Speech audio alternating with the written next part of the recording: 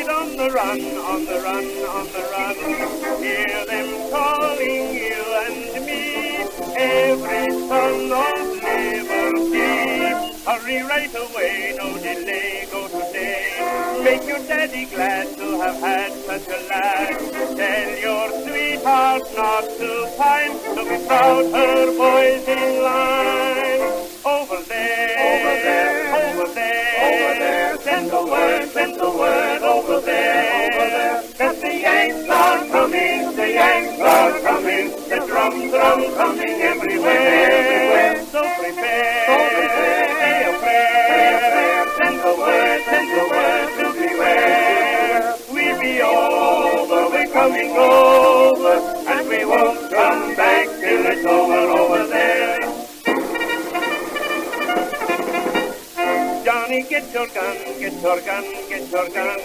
Johnny, show the Hun you're a son of a gun.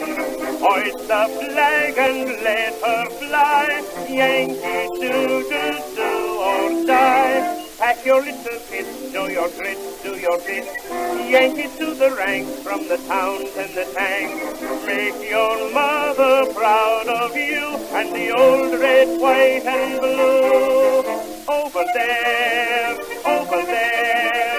Send the word over there. That the Yanks are coming, the Yanks are coming. The drums coming everywhere. So prepare, say a prayer. Send the word to beware. We'll be over, we're coming over, and we won't come back till it's over there.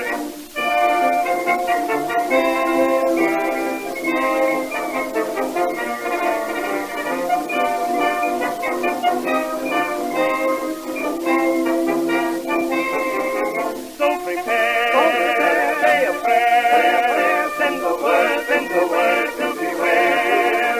We'll be over, we're coming over, and we won't come back till it's over there.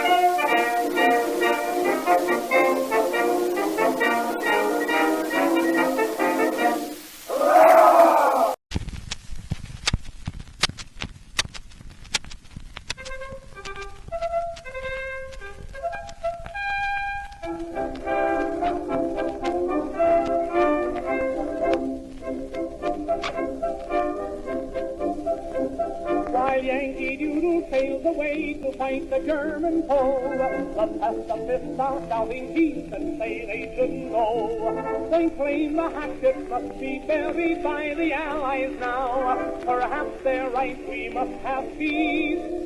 And so I'll tell them how. Let's bury the hatchet. Let's bury the hatchet. Let's bury the hatchet in the Kaiser's head. We'll crown him on the noodle, make him whistle Yankee Doodle, shouting the battle cry of Wilson.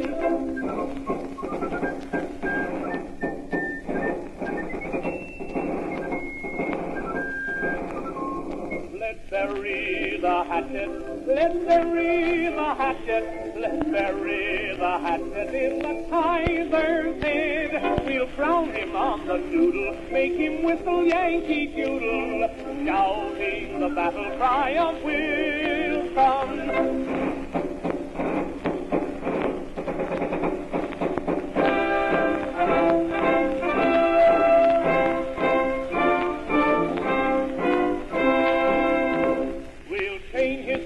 Dogs of war, and then we'll get his goats.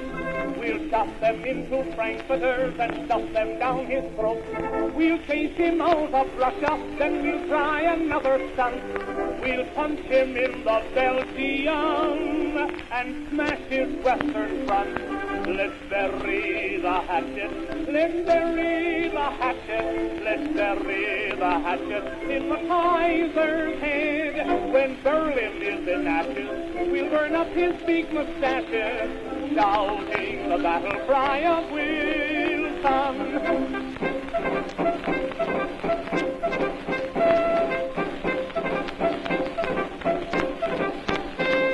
Let's bury the hatchet, let's bury the hatchet, let's bury the hatchet hatchet in the Kaiser's head. We'll prove to him and his herd we don't fight like Bounty Whistler, shouting the battle cry of Wilson.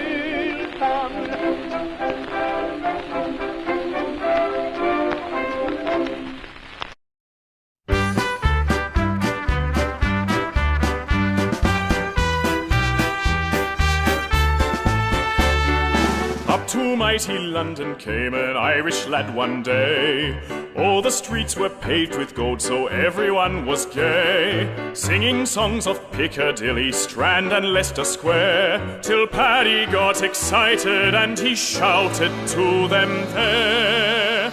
It's a long way to Tipperary, it's a long way to go. It's a long way to Tipperary, to the sweetest girl I know. Goodbye, Piccadilly, farewell, Leicester Square. It's a long, long way to Tipperary, but my heart's right there. Paddy wrote a letter to his Irish Molly-O, saying, should you not receive it, write and let me know. If I make mistakes in spelling, Molly dear, said he, remember it's the pen that's bad, don't lay the blame on me. It's a long way to Tipperary, it's a long way to go. It's a long way to Tipperary, to the sweetest girl I know. Goodbye, Piccadilly, farewell, Leicester Square. It's a long, long way to Tipperary, but my heart's right there.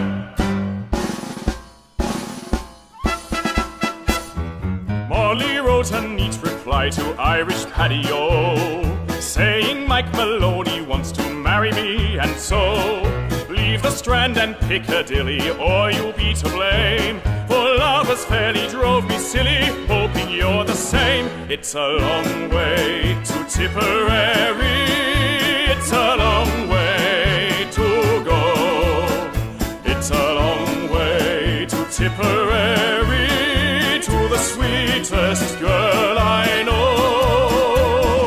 Goodbye, Piccadilly, farewell, Leicester Square. It's a long, long way to Tipperary, but my heart's right there.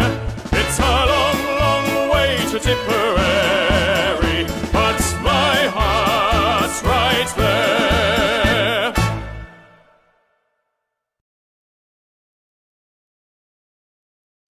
All right, guys. Well, I hope you enjoyed those songs. They're kind of funny and kind of sad too, some of them. Maybe you recognize the tune, It's a Long Way to Tipperary. We've co-opted it for our Christian songs.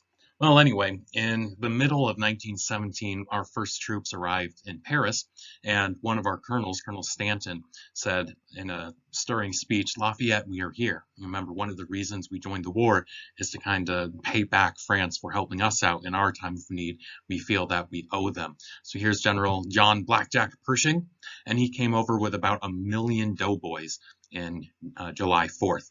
It is going to take a while for us to see any major action, and it takes a good while for those million soldiers to get across the pond. It takes months and months and months, but we're talking, even if we get 100,000 over every month, that's 10 months.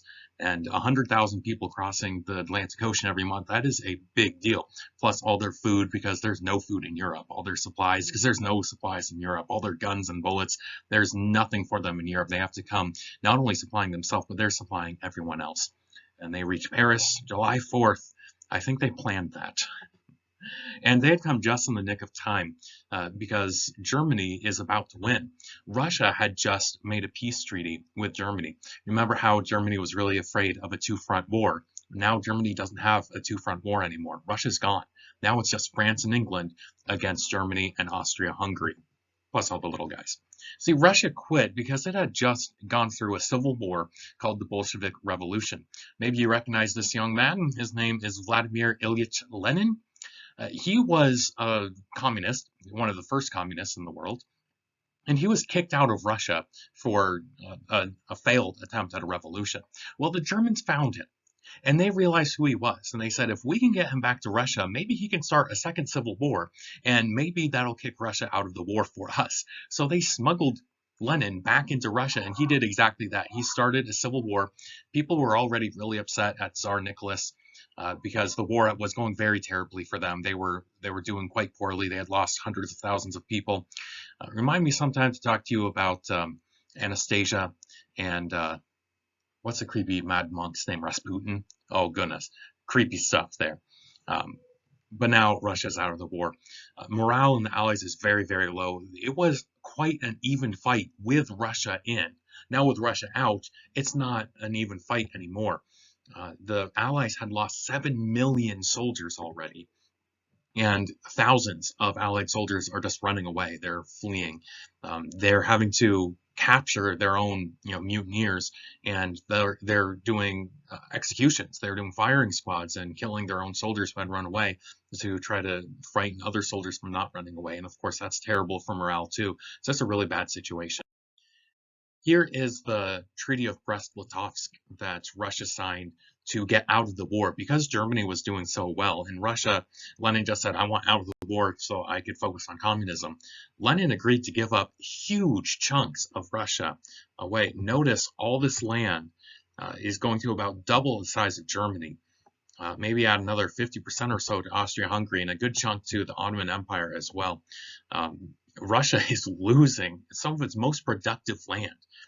That's all Poland and the Ukraine and Belarus and some very productive farmland that they're just giving away just to get out of the war. And if Germany and Austria ever got to keep that land, they would be major world powers today. So our first order of business is to just try to stop that German army from fighting Russia, coming all the way over and doubling the size of their army in the Western Front there. German General von Ludendorff says, we got to do this quick before America has time to send its soldiers over here. We need to crush France and England before America has a chance to tip the scales of the war. And, well, history turned out they were not successful. They were definitely on a timer, and they were not successful, not fast enough. Nothing about World War I was fast. Trench warfare is incredibly slow. In the north, around Ypres, they have the world's most intense shelling ever. Hundreds of thousands of shells a day for a week. And it's the most shells the world has ever seen. And then they attack, and they find out that a lot of the Allied soldiers were dug in so deep that the shelling did not kill nearly as many as they had hoped. And it's just intense killing on both sides. Many, many, many casualties, and almost no land changes hands. In the south here, they managed to reach the Marne River. Notice here's Paris right here. And here's the Marne River. They're only about 40 or 50 miles away from the capital city. They know if they can reach the capital city, France will give up. If France will give up, then they'd be able to crush England pretty quickly. And then America would just say, oh, well, war's over. I guess our side lost. They captured about 150,000 Allied troops in that push to Paris, and they're about ready to reach Paris when America shows up. And we see our first action defending Paris here. This is the Grand High Commander of the Allied forces, French Field Marshal General Ferdinand Foch. And during the Battle of the Marne, he said, my center is giving way, my right is retreating. Situation excellent. J'attaque. I am attacking. I love it. That is the French martial spirit. Today the French kind of have an undeserved reputation for just giving up really fast. And they kind of did that in World War II. But still, the French used to be a very martial nation. And this is the French fighting spirit. Yeah, I know all my soldiers are losing, but I'm going to attack now. And because of his heavy counterattack, they were able to get the Germans away from Paris, and Germany never did quite reach Paris. They were just 40 miles away from Paris, though. That's about as close as Portland is to here. I just looked it up, and Portland is 42 miles away, and the German army was about 40 miles away from Paris. There are so many soldiers stationed in Paris that need to get to the front lines as quickly as possible. So all the taxis of Paris get in a line, and they're ferrying 5 or 6 or 7 soldiers at a time to the front lines, then turning around and going back. And for days, taxi cab drivers were going in circles back and forth to the front lines, delivering soldiers. And this taxi cab army is pretty much what saved the city of Paris, getting all those soldiers to the front lines. Pretty cool, huh?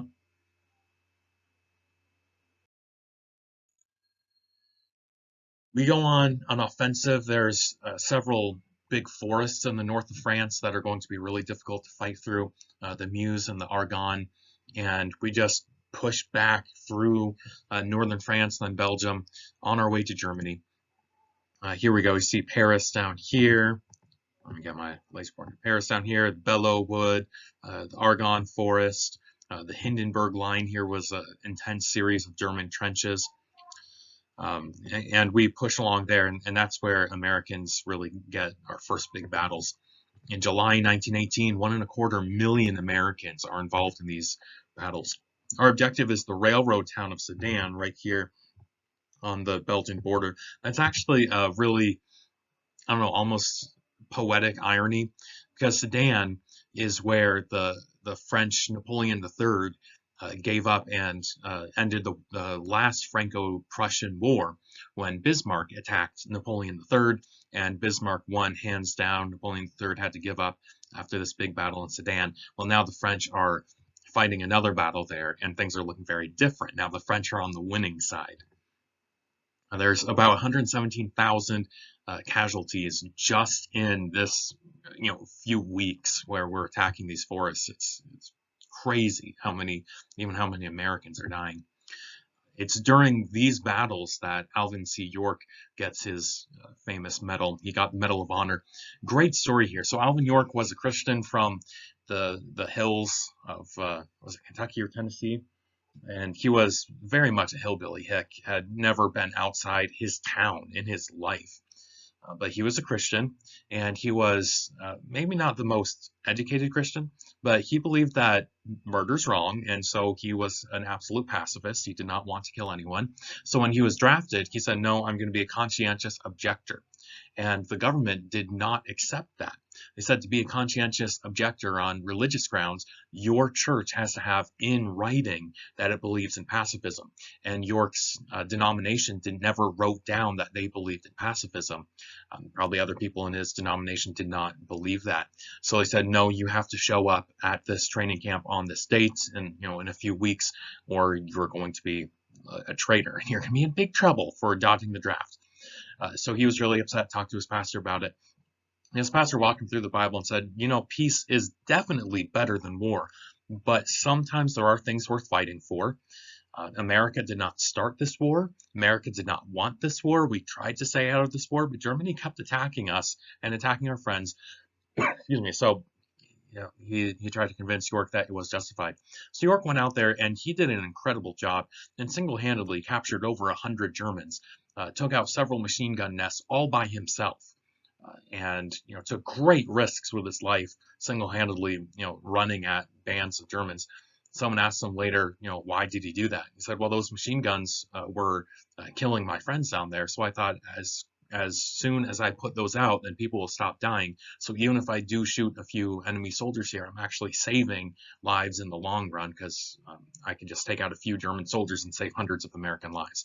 And he did try to capture as many as he could. He only shot a few and captured the rest.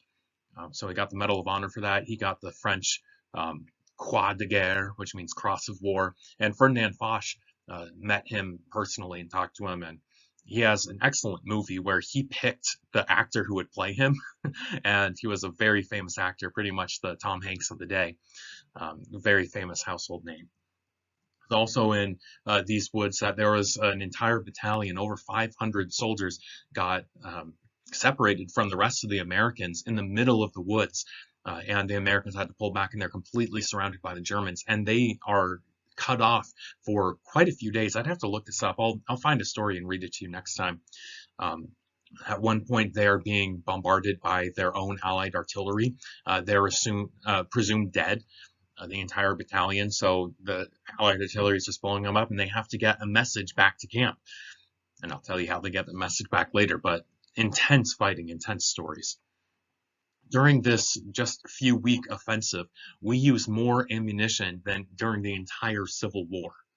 It's just mind-boggling how modern warfare is just escalating at an insane rate. In 47 days, we took only 23 miles. It's like half a mile a day. That's so sad. That's so little. Over 100,000 people died to get 20 miles of land. But that's World War I for you. It's very slow going. And it did turn the tide. The Germans had their entire army there, the ones that weren't fighting Russia anymore, and they could not stop America. See, it was pretty even, and then America joined, and they can't stop us. We are pushing them back slowly but surely. And Germany starts thinking, Wilson's 14 points sound awful nice. Wilson's peace without victory sounds awful nice. And they ask for an armistice.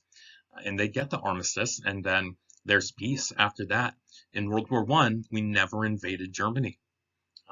There may have been a few troops just barely across the border, but for the most part, all the fighting was in northern France and Germany. There was bombing in a few places in Germany, but again, not nearly as much as in World War II. Let's read this newspaper if we can. Germany asked for peace on Wilson's 14 points, which, by the way, the Allies do not want the 14 points. They want to really stick it to the Germans. Thousands gathered for celebration when news of peace comes. Wilson, the man of the hour. No peace talk until German troops leave France, Belgium, and Russia. Previous peace efforts and why they have failed. Dispatches to the telegram that started the all-night celebration. World has fought through 4 years' bloodshed. Interesting. So here's Kaiser Wilhelm II. By November, he had run away, and he is seeking asylum elsewhere. I believe he's in the Netherlands for a little while, and then in Belgium. I'd have to look that up again. But they said he was unwept, unhonored, and unhung. People really wanted to hang him, but he got to a neutral country fast enough. They let him have asylum and just live out the rest of his life in a small cottage, being a farmer for the rest of his life. 11/11/1918, the Germans and Allies and Americans all signed the armistice, ending World War I in a railroad car just outside of France, and World War I is over.